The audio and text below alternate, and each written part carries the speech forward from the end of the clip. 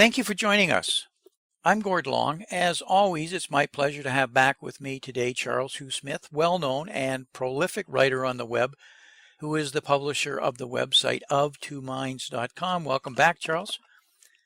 Thank you, Gordon. It's always my pleasure. Charles, for the sake of time, let's just kind of jump right in. I put out a number of videos throughout 2019 that have attempted to explain what is both driving market momentum and in my opinion, what continues to hold the equity markets up. What I thought we would do today is for me to kind of very briefly highlight some of the key charts from those videos, simply as a launching pad for a discussion of how they fit with your own research and your writings and your views. The two most recent videos are shown here, and for those who haven't seen them, can be found and viewed at matasii.com, our website, or at the Macro Analytics YouTube channel.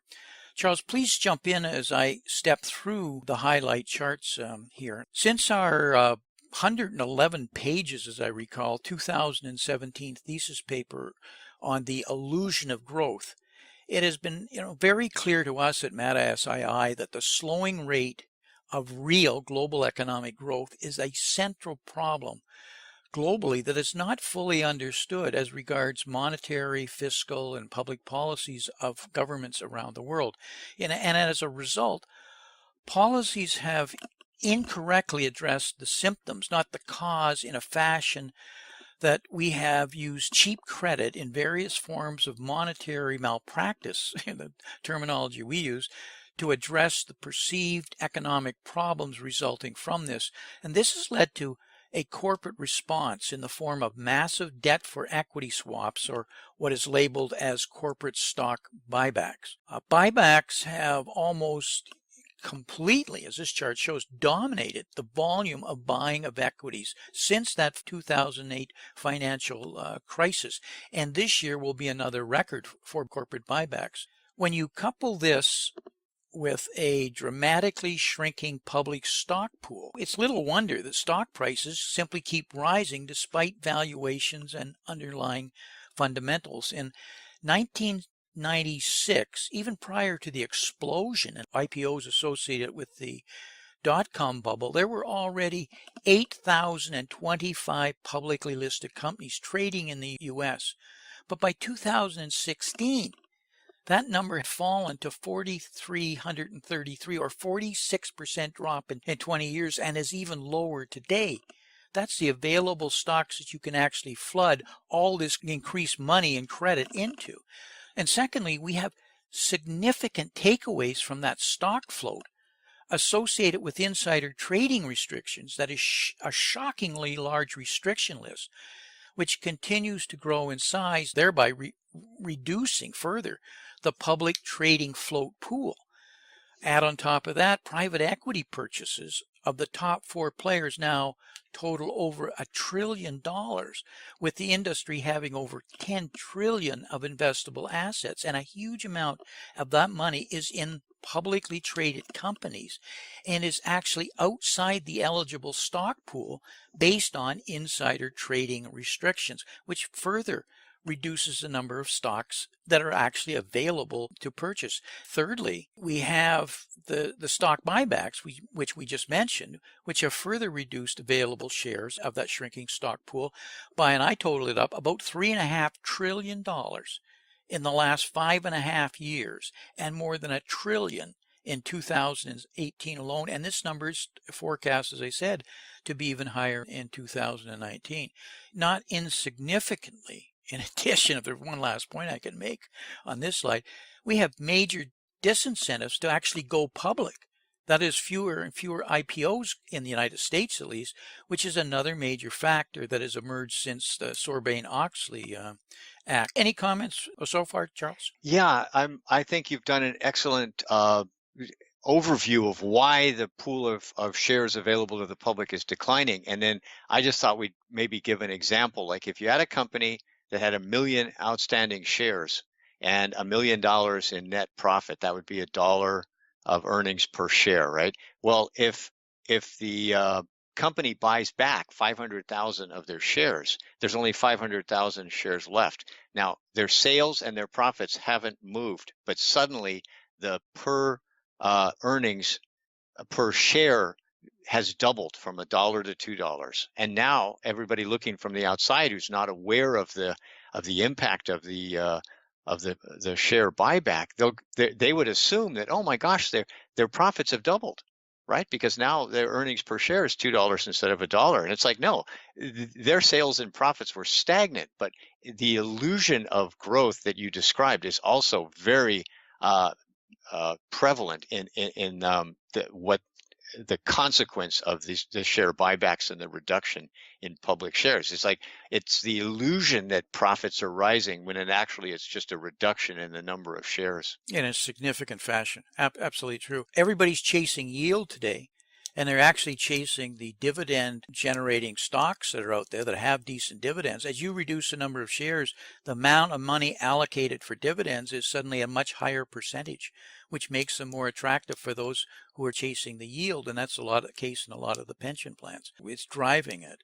And as a side point, additionally, besides the prices, the corporations have to do this. And this is why this is going to continue, because you don't have growth. You've got to drive the profits up, or perception we just talked about. But at the same time, you're exposed to being taken over. If you got cash on your books, you're a takeover candidate. What you want to do is you want to have lots of debt. So they're incurring debt in a huge way, which is dirt cheap, for them to finance and use that money to buy back. So it's increasing debt, making them less of a takeover candidate to buy back their shares, which generates all the things you were just talking about. To take over another company is their share price, which makes them able to go out and capture other companies that are emerging. And I would argue, and we're getting a little off track here, Charles, but the last point I make is that I would argue today that corporations can't find growth, so they're buying growth. That is, rather than make it, they're buying it. So they're using their stocks to go out and acquire a company, and acquire somebody, not a loser, because that takes risk. So anybody that looks like they've really got a potential, they use their stocks to buy them out, even if they're not even public. They haven't went public. They offer the owners of the company stocks in their company, which are quite valued. So the point I'm making is we're trapped into a mechanism now going forward that's almost assured what we've had before is going to continue. And even if the rate of takeovers, rather stock buybacks, slows, and it's hard to see that happening with interest rates and bond prices going down in terms of yield, going forward, allowing them to even borrow more money. This mechanism says it's going to, in my opinion, going to continue to assist in driving this Minsky melt-up. All of this, Charles, is resulting in a new form of, my opinion, we call a Minsky melt-up. Our opinion is we see another corrective consolidation is about to happen here, foreseeable in relatively the near term. Here at the level we show as the C level, we've already had one corrected at this point. We feel there is still a lot after this is finished and we move off. We still think there's one more, or at least another lift, or a lot more to go over the next few years, especially as the powers to be and the governments are going to change, as they always do, the rules, the regulations, and the laws to keep the financial system from potentially imploding. Charles, remember in 2008, the financial crisis, and we came out of it, it wasn't just printing money. You recall the biggest change to save the banks was we used to have a concept called mark to market, right? Remember those days? And so all the assets of the banks had to be marked at a mark to market, what they were really worth. Well, they did away with that law at that point in time to help the banks. So it was a mark to magic, we called it, right? Mark to anything you want to make it. That was acceptable, which has profound implications to their asset requirements and their reserve requirements. And so fine, that got us out of the recovery. That law is still hasn't been implemented. So the banks are still at that point. And that's how you change laws and regulations. And then you eventually, there was a reason for having them. You get into really an unsound predicament. And I'm sure you've observed it. Oh yeah, and that's why I love your next slide, trapped, the ensuing market roadmap, Oh, which puts it all together. yeah, that's what we kind of were into what was going on and holding up the market. And we feel pretty strongly in that. But when you overlay it and it fits into this cycle of change and explode it, you can see why it's almost reinforcing and why the central banks are trapped. And in actual fact, many ways, the global economy is now trapped, and it's trapped in a system that's actually unstable. But you can keep fixing things until there's always a stability test in any cycle of change. And if you get through it and it's stable, you move on. But if it doesn't, it's unstable, things collapse and we reset. That's just part of the change mechanism.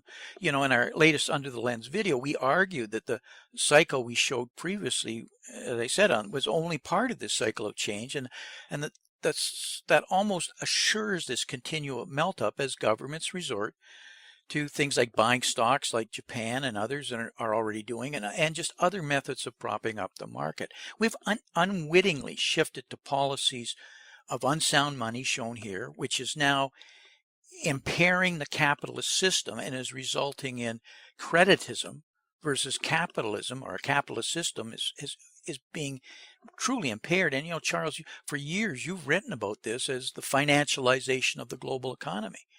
And so we're doing saying the same thing with a little different terminology, but that's what's been going on. And this eventually is going to come to an end when the inevitable and this required stability test associated with any cycle of change arrives. And we're already seeing, in my opinion, early signs of this coming event. And we pointed all this out in our this year's thesis of de-dollarization, the shifting, because the world is built on the dollar and the yield, the 10-year yield bond of the U.S. Treasury, which is considered risk-free. So all of the measurements of risk are against that 10-year bond, ever mind the currency it's denominated. You shake that, you shake the $500 to $600 trillion swaps market that's in currency and interest derivatives, which is a discussion for another day. There are, Charles, there are over 80 slides in those two videos that explode the hard facts. And I'm just quickly going over here behind our conclusions. But I would hope that our viewers would at least have a look at it on that. Charles, you sent me 7 points after you looked at the videos, and I thought we would kind of step through those in regards to these slides.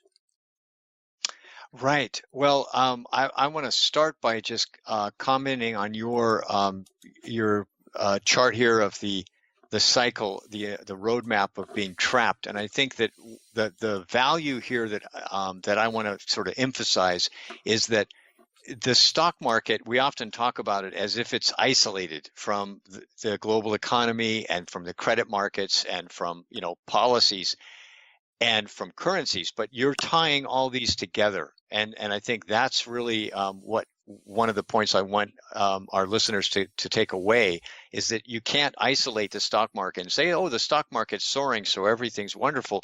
You have to look at what the system is using to create that melt up, which is credit, which, as you say, is changing capitalism by removing frankly, the fundamentals of capitalism. In other words, capital is supposed to earn a return. And so if you're getting negative yields on your bonds, something is extremely broken. And as you pointed out, that's creating instability that's being masked by various policies. And that eventually leads to a currency crisis, which really robs everyone. In other words, when the currency collapses or loses much of its value, it hurts everyone who owns that money and depends on that form of money. And so that's a very serious systemic outcome. And that's really what you're saying. It's already kind of baked in. And I think that's kind of the context of my comments. It's baked in systemically, but it's also baked in because we don't even realize what the problem is. And now we're trapped in all sorts of issues, from unsound money to the currencies are inflated, etc. And so we don't even know what issues to address. And then we keep doing the same thing over and over. That is just assuming printing more money or extending more credit is going to solve the problem. And now we reach the point where more credit is actually hurting the system. And for those who believe, a strong stock market is a good sign, well, Zimbabwe and Venezuela, their markets were going through the roof as they and look how that worked out. It's because the currencies, it's because the currency, the stock, when currency is going down, the stock price goes up because it takes a lot more money of that weakening currency to drive it up. And it's hard to see that currencies are weakening right now because it's if one currency goes down, the other's going up. But if everybody's debasing their currencies, it's hard to know where to go. Typically, it's been gold and silver, but it's been a proven fact that those have been manipulated markets for quite some time now to hide this illusion that's going on.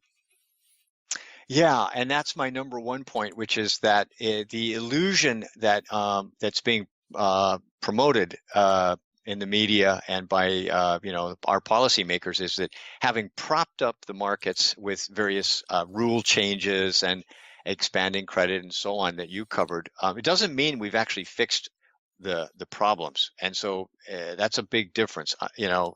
Propping something up doesn't mean you've fixed it. It just means it kicked the can down the road, as we say, and increased the instability.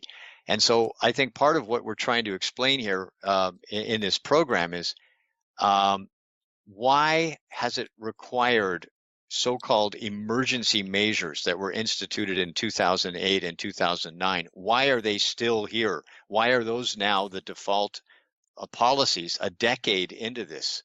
And clearly they haven't fixed the system.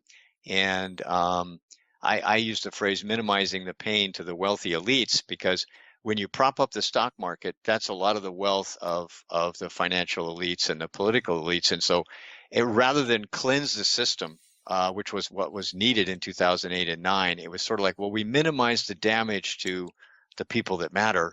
But now that's the consequences of that are coming into focus, and they've weakened the whole system. And so now, as you're pointing out, we're trapped in these policies of zero interest rates or negative interest rates and constant intervention by central banks just to kind of keep the thing from keep it glued together. But this is crippling capitalism and our social contract, which is that opportunity is supposed to be equal. Maybe not the outcomes. They can't be equal, but the opportunity should be equal. But the huge increase in wealth and income inequality is shredding our social contract, and that matters. Charles, the 2008 financial crisis, we put together a chart that said we would go through we expected to go through stages, and the financial crisis was exactly that. It was a financial issue, and it was primarily, though it spilled around the world, primarily a U.S. housing, U.S. credit finance problem. So a country-driven but financial. We said that what's going to happen with these policies that we were seeing unfold is that we were going to move to an era where there was going to be economic issues. And that's what we've been witnessing as we can't get growth and because of the policies that we went in, and of course the whole issue of illusion of growth, but we go to economic issues, and then they wouldn't be just country, it would be regional areas. And that way we saw the issues in Europe explode in 2012. And so we've seen those kinds of things. And we said that the third area that we would likely get to, and we would get to, would not be financial or economic. They would still be there. It would be political. And suddenly it would be the voters and the public, and that would happen on a global basis, not regional basis. And what prompted me to bring this up here is because of the point that you're making.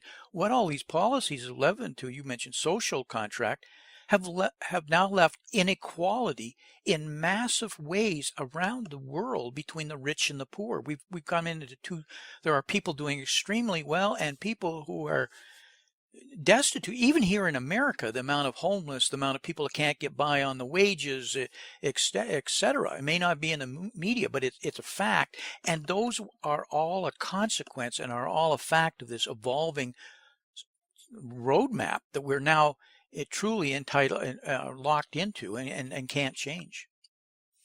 Or we Right, can and I change would it, but I don't think we're ready to bite the pills that would change it.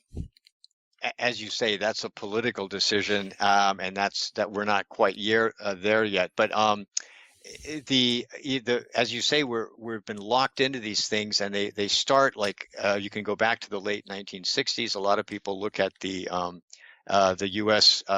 Getting off the gold standard. That's well known, but there were other changes of moving the goalposts and changing the rules as you described. For instance, the Social Security system used to have its own separate budget. It used to be separate from the general federal fund, and then that got combined. And so the government could then use the surpluses from Social Security to fund all this other spending. And so that's just one example of dozens. And so meanwhile, while they've been playing around with all these ways of maintaining the illusion of growth, productivity's stagnated, savings have stagnated, real inflation adjusted wages have declined. And so we've substituted all that decline in the real economy with credit. And you've pointed out that 1980 is a critical kind of watershed moment. And I'd like you to walk through these slides talking about that critical inflection point. Yeah, Charles, because it gets back to your point about changing the rules. And this slide here, which is the interest rates.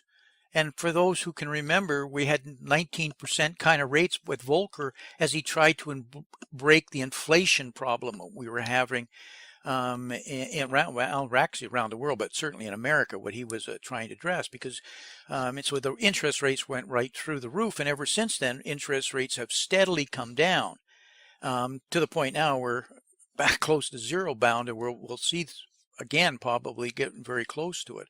But what and before that, on the left at the bottom, I got a little triangle here of how, standards of when you have a capitalist system and you invest in you have savings. That's an old concept, and you invested into productive assets. What that all leads to is improved standards of living, and that's what it was up until basically 1980. But everybody doesn't understand what really changed in 1980. And up until that point, the global trade between international balance of payments between countries had to be settled in gold. We came off the gold standard, August 1972 with Nixon, because we weren't going to exchange the dollars for gold as it had been pegged as a standard. But that's a separate subject from actually settling your account of trade at the end of the year with other countries in gold settlements that had to be moved between countries. And what we did at that point is we actually then went to, in the United States controlled this really through the Bank of International Settlements. We went to a credit system in that we allowed balance of payments to be settled as credit, primarily the United States settling its account balances in credit or IOUs. And during this era is what exploded what exploded, as you can see in this chart here, is the whole financialization of the economy ever since then. Financial assets just exploded and are now 5.6 times the GDP, and it went in different stages. And you'll notice that each of these are marked by the crisis years, and there was a reason why what appeared in each of those crisis years. And this chart here shows just what happened to U.S. household net worth as a percentage of GDP as it went up from 1980, because all of a sudden we were taking down interest rates. And when you take down interest rates, everything gets cheaper. It's easier to consume. And this chart shows the amount of growth in credit up to north of $73 trillion in Q1 of this of this year in credit. But to me, this chart is really what it shows, because at the same point, this is where our trade deficit just went through the roof. We started a consumption economy, that we started borrowing for consumption, and consumption which goes right into the GDP kept the whole economy going. And so suddenly we weren't saving anymore, and putting back into productive assets. We were actually stripping out assets in many ways as we subsequently started offshoring, outsourcing, downsizing.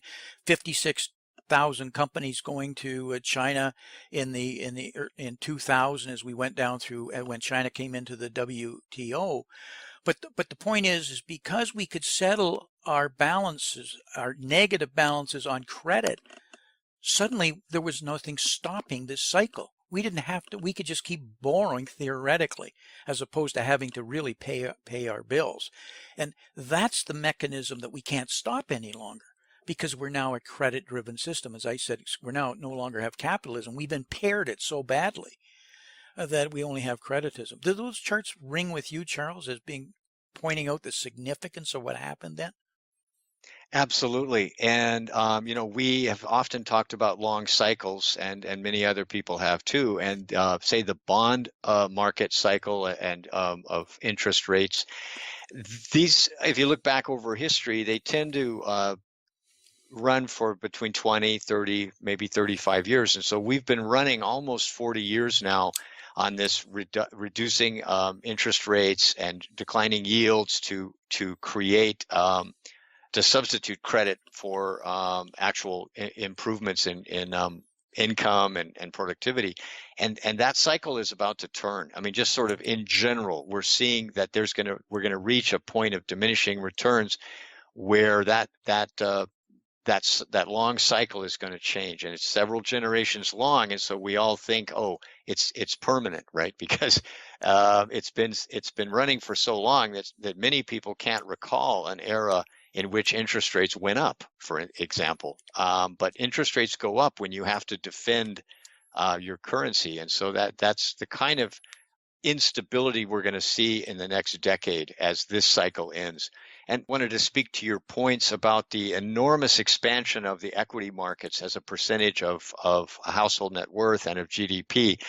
My point here is the policymakers have become dependent on extreme market valuations, and that we see this in say pensions. That pensions now depend on a sky-high stock market because that's what they've been using to generate growth and capital gains to support pensions.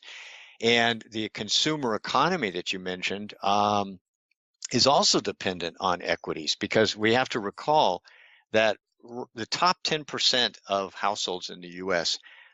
Own over 80% of equities, right? And they also earn about 50% of the income, and they're responsible for 50% of consumer spending. So, this wealth effect is a critical element of consumer spending. If the top 10% sees their stock portfolios smashed by 30 or 40%, they quickly withdraw, borrowing more money, spending money, and then the consumer economy, declines rapidly as a result.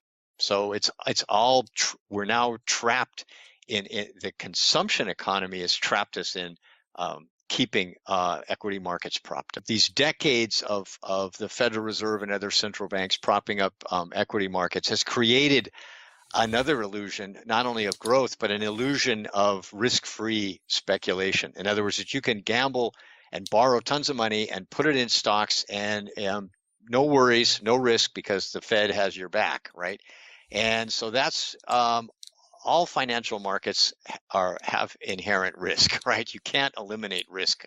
And so that's a very dangerous illusion. As you say, things can turn very quickly. And to your point of what's holding the market up, I think there's a psychology we should mention here where there's a bullish momentum, that the market's been saved again and again. We were in our third equity bubble. And those people who own the bellwether stocks, such as Boeing and Apple, they're so widely held by institutions that also creates a sort of psychological sense of safety. In other words, well, no one else is going to sell these stocks, and so I can just keep them in my portfolio and as if there's no risk. And this, of course, those of us who are older remember the Nifty 50. And so we see that same concentration of wealth in a handful of stocks, which is inherently risky. My ending comment is to reinforce the point you just made, is that if we were in a truly expanding economy with equal opportunity, with rising real wages, with savings rising, with productive investments being made, the stock market would be rising organically. In other words, because companies were hiring more people and the people were making more money, and profits were rising because of productivity. But that's not the economy we have. We have a stagnating economy with declining savings, declining real earnings, declining productivity or stagnating productivity, and a winner take most economy. So this is truly an illusion, and I think that's where I want to just kind of end my comments. As you say, this is not a stable system. If the economy were healthy, it would be stable, but the economy is not healthy, and all we've done is kind of duct tape together the stock market as a signal. In other words, the powers that be are going to make stocks go up because that's the signal that they're hoping everybody's looking at, that the economy's healthy. But that's just really papering over all this other instability in the credit markets and currency flows that you've described as a totality, if you will. And that whole system, the risk is piling up big time. As in the Roman day, when Rome was breaking down, it was the day of circus, bread and circuses, right, Charles? And that's how the government kept everybody, the populace, happy, or really their mind off the real issues at stake. Well, today we do the same thing. We're enamored with sports to the point of dominating the news. With the bread is replaced with all sorts of financial subsidies from the government and payment schemes and transfer payments and entitlements to offset real productive growth. And then the third thing is keeping the stock market up, because every night you look at it and the Dow's up and it says everything's good. So how could anybody that isn't paying attention would listen to two of us talking and they say, you two are crazy. Things have never been better on the surface if you believe the numbers to be valid. And I've went through we've done many presentations on what inflation games that are going on, how the deflators are being manipulated. I just mentioned a couple here in the show with mark to market on financial books and ratios. And so we keep changing the rules. And it's like playing a game with somebody, and every time they're losing, they cheat. And so, expect the government and the powers to be to cheat because they're locked in. So as much as we've kind of been a bit of a doom and gloom conversation here, this is actually the best time to ever invest because you know what they're locked into. And you know what they're going to have to do. So you can make some pretty good decisions, but it's not going to come without serious volatility, which is another form of risk. So, you really have to be on top of things. But I think there's going to be major fortunes made and lost in the next 10 years of historic proportions. We're out of time here, Charles. Any final comments you want to make as we wrap up here? No, just I hope that our listeners will take away the point that the stock market doesn't work independently of everything else. So we're keeping our eye on yields, on bonds, and currencies, right? That they're all interlinked, and the risk doesn't disappear; it simply moves behind some other curtain. But as you say, volatility is one manifestation of the risk, and so. We just have to keep our eye on what's being hidden from us, which right now is a systemic risk. Talk to you again in a month or so? Yeah, looking forward to it. Thank you, Charles. Thank you, Gordon.